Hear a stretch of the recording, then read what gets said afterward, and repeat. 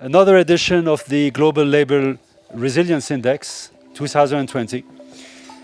We were here last year and we were focusing on economic shocks, technology shocks, social shocks. But this year we're focusing even more at the subnational level. We need to make the elephant dance. We need to make sure that public policies are a bit more innovative.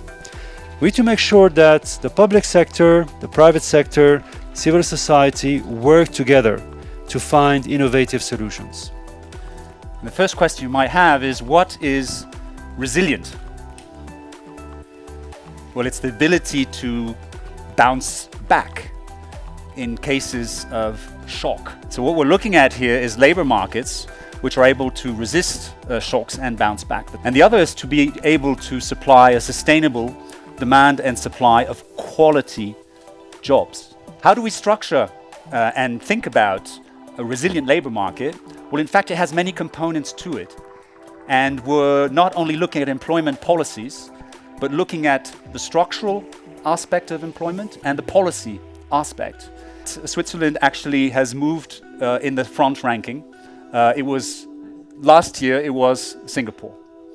These are the two countries with the most resilient labor markets in the world. Number 3, the United States of America. For very different reasons, so you can already see we're talking about geography of jobs and even structure.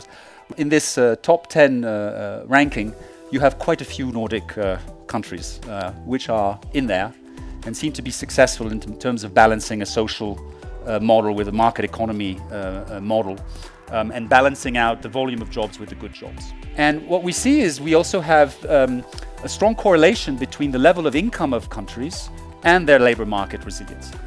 Now, a big and important thing is that labor markets are becoming more resilient, which might be surprising. Over the last 5 years, it's increased by 10%.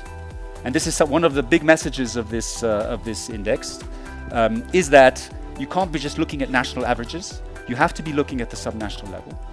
And I think the main learning here is don't think too broad. Timing is very limited, so think about 100 days. Multi-stakeholder, not too broad, but also connecting different cities. That's a bit of the overall learning, which concludes the launch of this report. First, congratulations for the report. We're going to read it, we'll discuss it with you, and very sure that we'll benefit also from it. Thank you to the panelists. So thank you very much.